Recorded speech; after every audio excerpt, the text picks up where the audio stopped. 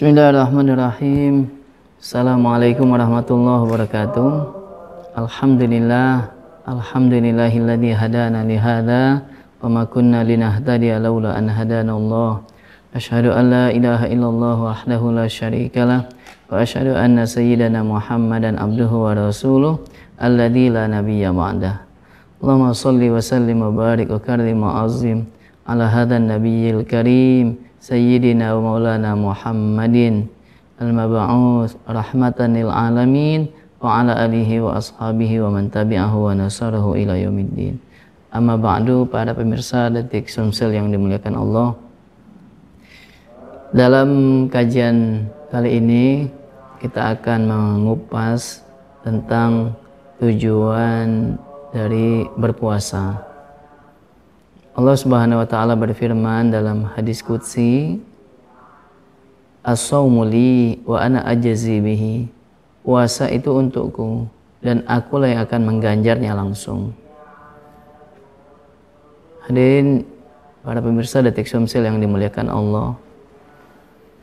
Berpuasa kita menjalani ibadah yang sangat rahasia. Siapa yang tahu seseorang itu berpuasa atau tidak? Kalau ibadah-ibadah yang lainnya itu bisa terlihat kasat mata, misalnya sholat, ya, nampak gerakan-gerakan sholatnya. Orang melakukan zakat, dia juga terlihat, ya, ada harta yang dia keluarkan. Begitu juga dengan ibadah haji, ada gerakan, ada kegiatan-kegiatan yang terlihat oleh banyak orang. Tapi kalau puasa sangat privat. Seseorang itu ketika dia berniat berpuasa, maka hanya dia yang tahu dengan Rabb-nya. Orang yang menahan lapar dan dahaganya tidak ada yang tahu. Ya, begitu juga kalau ada orang yang pura-pura berpuasa, misalnya dia di kamar, dia makan minum, maka tidak ada yang tahu. Ya. Oleh sebab itu, puasa melatih seseorang menjadi pribadi yang ikhlas. Ya. Dia melakukan amalan puasa itu murni karena Allah Subhanahu wa taala. Sebaliknya, kalau amalan yang lain bisa mengandung riya, ya, karena ingin dipuji, karena ingin dilihat, dinilai oleh manusia. Dan seseorang memang dituntut untuk dalam beribadah dia harus ikhlas karena Allah. Sebagaimana firman Allah, "Wa ma umiru illa liya'budullaha mukhlishina lahuddin." Dan tidaklah kami diperintahkan, ya, kecuali menyembah Allah mukhlisin, secara ikhlas, ya.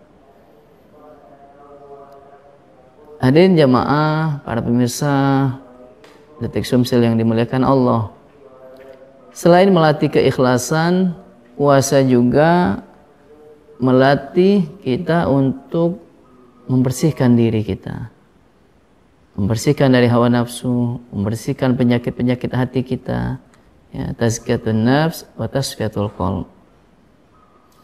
Ketika kita berniat, ya, di malam hari, lalu kemudian waktu sahur kita makan sahur, lalu setelah itu kita menahan lapar dan dahaga, maka kita menahan hawa nafsu, syahwat konsumtif, ya. Kita yang selama di luar Ramadan, ya, kita manjakan perut kita, lebih banyak kita memikirkan, ya, selera makan kita, ya. Kita makan yang enak-enak, kemudian makan, ya, dari pagi, siang, malam, ya, dan hampir harta benda kita habis karena untuk memenuhi syahwat makan minum kita.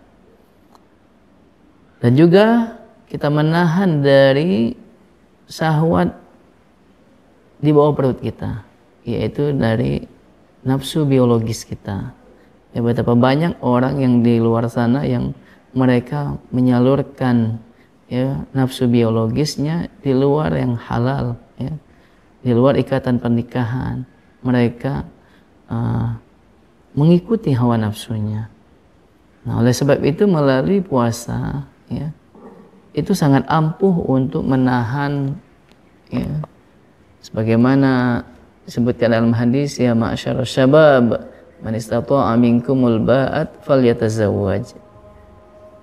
Wahai para pemuda, jika kalian sudah mampu untuk memberikan nafkah, maka menikahlah.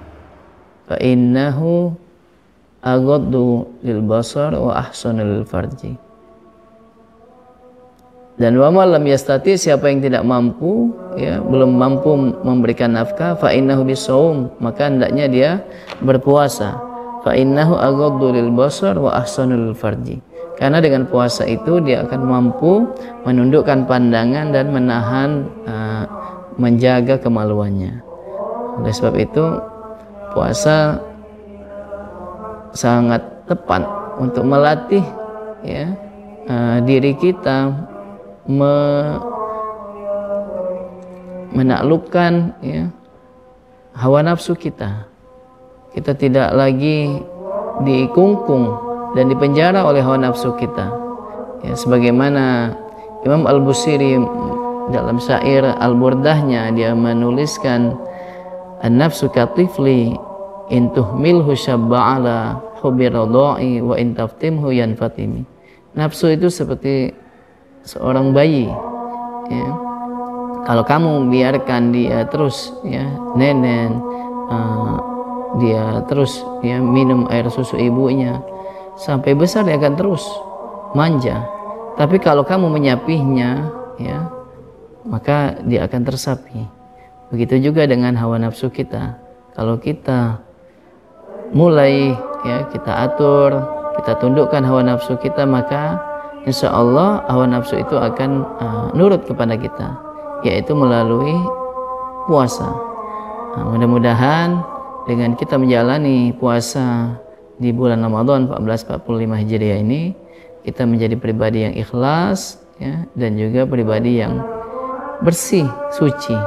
Dan kita nanti kembali, ya, setelah Lebaran, Idul Fitri, kembali fitrah kita, ya, yang tadinya tersimpan jauh, ya, terhijab oleh hawa nafsu kita, maka kemudian mulai menyembul lagi, mulai menampakkan lagi fitrah kita, fitrah kesucian diri kita, sebagaimana waktu kita dilahirkan, ya, dalam keadaan bersih, suci, tanpa noda dan dosa. Sebagaimana disebutkan, kullu mauludin yuladu 'alal fitrah fa abawahu yuhawwidanihi aw yunasiranihi aw yumajjisani. Setiap anak yang dilahirkan itu dalam keadaan fitrah, suci, ya. Orang tuanya lah yang menyebabkan seorang anak itu menjadi, ya, Yahudi, Nasrani atau Majusi, ya. Seorang anak itu tadinya putih bersih, lalu karena ada lingkungan yang mempengaruhinya, keluarganya, pendidikannya, maka lalu kemudian terkotori, tercemari, terkontaminasi. Maka bulan Ramadan 30 hari sangat tepat untuk melatih seseorang mengembalikan fitrah kesucian dirinya. Demikian, assalamualaikum warahmatullahi wabarakatuh.